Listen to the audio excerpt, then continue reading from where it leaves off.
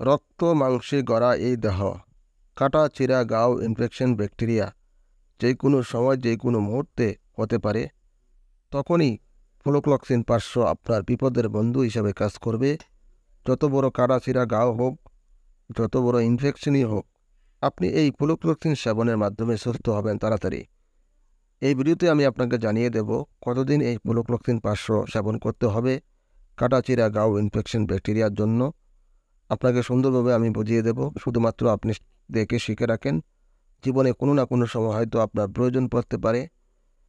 এই চ্যানেলটির মাধ্যমে আমি সবসময় আপনাদেরকে ভালো ভালো ওষুধের নাম শেয়ার করে থাকি। রোগ অনুযায়ী সঠিক ওষুধ যেন আপনারা সেবন করে সুস্থ থাকতে পারেন, সেই চেষ্টাই কিন্তু আমি এই চ্যানেলটার মাধ্যমে করে থাকি। আজকের এই চিকিৎসাটি শুরু করার আগে আপনার কাছে আমার একটা অনুরোধ, এই চ্যানেলে নতুন হলে অবশ্যই চ্যানেলটি সাবস্ক্রাইব করবেন। আর যদি সাবস্ক্রাইব করে থাকেন আপনাকে অসংখ্য ধন্যবাদ। ভিউয়ার্স, যে কোনো মুহূর্তে যে কোনো সময় ঘটে যেতে পারে অনাকাঙ্ক্ষিত দুর্ঘটনা, কাটা চিরা ঘাও। এটি কিন্তু কোনো সময় বলে আসে না।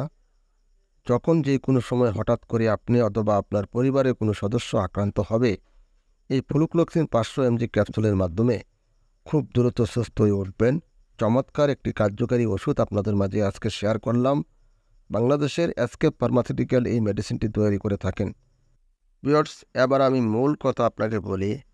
ধরুন আপনার 3 থেকে 4টা বা 5টা 6টা সিলি লেগেছে কাটা জায়গায়। সেই ক্ষেত্রে আপনি 6 ঘন্টা পর পর এই ক্যাপসুলটি দৈনিক 4 বার সেবন করতে হবে, একটানা 7 দিন। তার পাশাপাশি যদি আপনার পায়ে অথবা শরীরে কোনো জায়গায় ইনফেকশন বা ঘাও হয়, সেই ক্ষেত্রেও আপনাকে 6 ঘন্টা পর পর দিনে 4 বার সেবন করতে হবে, একটানা 7 দিন। তার সাথে অবশ্যই আপনার কাটা চিরা ঘাও ইনফেকশন যে জায়গাতে আছে সেই জায়গাটা আপনি অন্ততপক্ষে 1 দিন পর পর অথবা 2 দিন পর পর জায়গাটাকে ড্রেসিং করতে হবে, পরিষ্কার করতে হবে। আর এই ওষুধ দিনে 4 বার সেবন করবেন 6 ঘন্টা পর পর। একটানা 7 দিন সেবন করলে আপনি আপনার কাটাচিরা ঘাও থেকে মুক্তি, সুস্থ হয়ে যাবেন তাড়াতাড়ি। আরেকটি কথা বলতে ভুলে গিয়েছি, ডায়াবেটিস রোগীদের ক্ষেত্রে এই ওষুধটা কাজ নাও করতে পারে। ডায়াবেটিস রোগীদের কাটা কিন্তু এক ধরনের ক্রিটিক্যাল প্রবলেমজনিত সমস্যা হয়।